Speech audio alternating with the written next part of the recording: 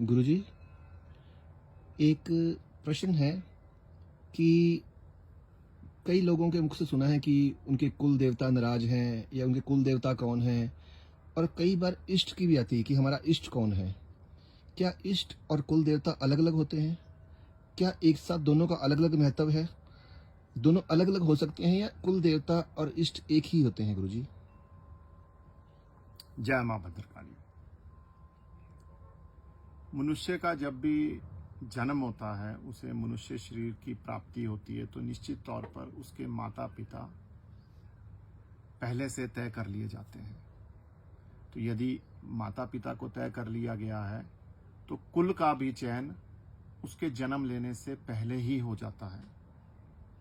अब कोई भी कुल अगर किसी के संरक्षण में फल फूलता है, उसका विस्तार होता है, उसका संरक्षण होता है, तो उसके पीछे उसके कुल देवी देवता मूल रूप से होते हैं। तो एक तो जो आपका यह प्रश्न है कि कुल देवी देवता कौन है, उनका क्या महत्व है, तो जिस कुल में मनुष्य ने जन्म लिया है, निश्चित तौर पर उस कुल का कोई कुल देवता होगा, कुल देवी होगी, उनकी अपनी एक परंपराएं होगी। अब आप जैसे ही उस कुल में जन्म लेते हैं, आपके ऊपर कुल के ऋण दायित्वों का भार भी साथ में आता है।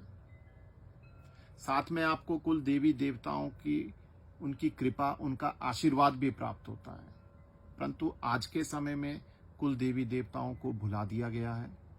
बहुत से लोग हमारे पास भी ऐसे आते हैं जिन्हें यह ज्ञान ही नहीं है कि उनके कुल देवी देवता कौन है।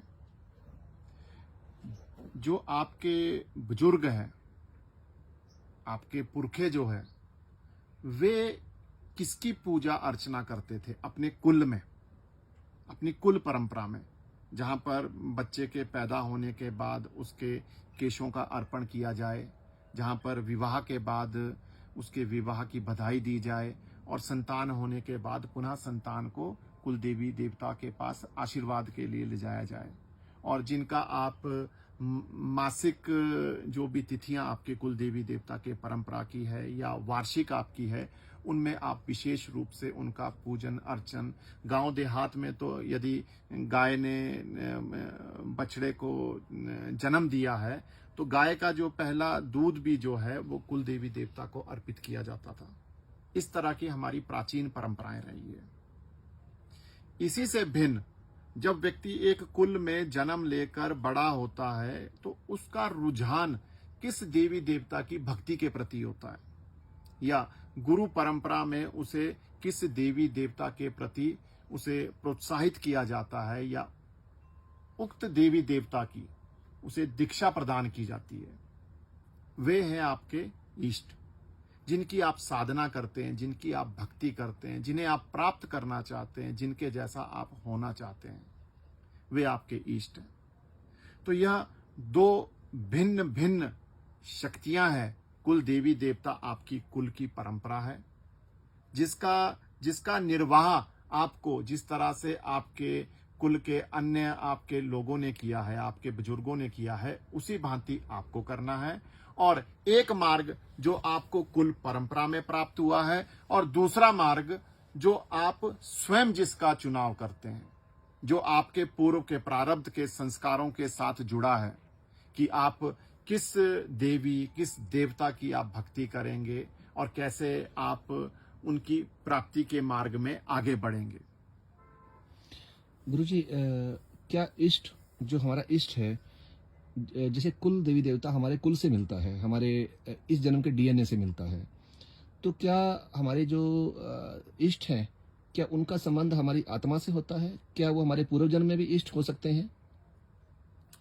देखिए, वैसे तो आत्मा ही परमात्मा है। जितनी भी चेतनाएं हैं, जितनी भी आत्माएं हैं, वह उस परमपिता परमेश्वर का ही अंश है। हम यहाँ पर भिन्न भिन्न किरदारों को निभाते हैं, और मूल स्वरूप हमारा वह आत्मा ही है। परंतु हम अपने किरदारों में इतना खो जाते हैं कि हम अपना मूल स्वरूप भूल जाते हैं। पूर्व के संस्कारों के कारण ही आपको कुल की प्राप्ति होती है, कि आपको कैसा कुल, कैसा माता पिता, कैसी शिक्षा दीक्षा, किस तरह का जीवन आपको प्राप्त होगा। और जो आपके इष्ट है, यदि आपने पूर्व जन्म में कोई साधना या आपने भक्ति आपने की है, तो निश्चित तौर पर अगले जन्म में भी ही आप उसी देवी उसी देवता की साधना करेंगे, आप उसी भक्ति मार्ग पर आगे बढ़ेंगे, क्योंकि पूर्व में वह आपकी भक्ति वो साधना आपकी अधूरी रही है। तो उसे ही पूर्ण करने के लिए कैसे पूर्णता प्राप्त की जाए, आप दोबारा शरीर धारण करते हैं, दोबारा जन्म लेते हैं और उसी शक्ति की आराधना, उसकी भक्ति कर कर उसी के लोक को आप प्राप्त करते हैं। गुरुजी, इसी के अंदर मेरा एक और प्रश्न है। जैसा कि मैंने आपके पास देखा है कि बहुत सारे लोग आते हैं और आप उन्हें अपने ध्यान की मुद्रा में जाकर उन्हें बता देते हैं कि आपके ये कुल देवता हैं या आपके ये इष्ट हैं, और उनको रास्ता मिलता है और वो फिर अपने इष्ट के पास जाते हैं या कुल देवता के पास जाते हैं तो उनके जीवन का कष्टों का निवारण होता है। ऐसा हमने कई बार आपके पास देखा है, हम सभी आपके शिष्यों ने इसको नोट किया है। तो क्या गुरुजी, अगर किसी की भक्ति या कुछ जो संकल्प है, पूरा जन्म के लिए संकल्प अधूरे रह गए, तो हर व्यक्ति को एक अच्छा साधक के पास नहीं आ सकता, या उन्हें आपके बारे में नहीं पता या आप जैसे साधकों का, तो क्या कोई ज्योतिष भी कुंडली में किसी खास जगह के इशारे से बता सकता है कि ये आपकी अधूरी है, पूर्व की जो साधनाएं अधूरी हैं? क्या वो दोष के रूप में आता है? जी जी, जिस तरह से पितृदोष कुंडली में दिखाई देता है, इसी तरह से कुल देवी देवता का दोष भी व्यक्ति की कुंडली में आता है। यदि एक कुल की परंपरा में काफी समय से कुल देवी देवता का निरादर हो रहा है, उनकी पूजा अर्चना नहीं की जा रही है, तो निश्चित तौर पर उस जातक की कुंडली में वह दोष प्रदर्शित होगा।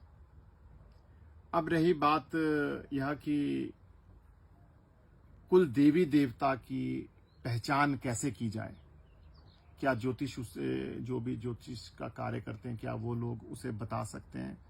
तो जिन लोगों ने ज्योतिष में उसे खाली मात्र पढ़ने का विषय ना बनाया हो, उसे एक साधना का विषय बनाया हो, क्योंकि ज्योतिष विद्या भी एक तरह की विद्या है। यह विद्या पूर्ण रूप से फलित तभी होगी जब कोई आशीर्वाद या कृपा साथ में कार्य करेगी। तो जो सूक्ष्म में झांकने की क्षमता रखता है, वह तो यह निश्चित तौर पर बता पाएगा कि कुल देवी देवता का दोष है, और वह यह भी बता पाएगा कि कौन इस व्यक्ति के कुल देवी देवता हो सकते हैं या हैं। धन्यवाद गुरुजी।